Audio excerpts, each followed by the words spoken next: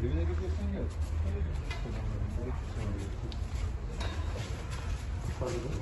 Aynen.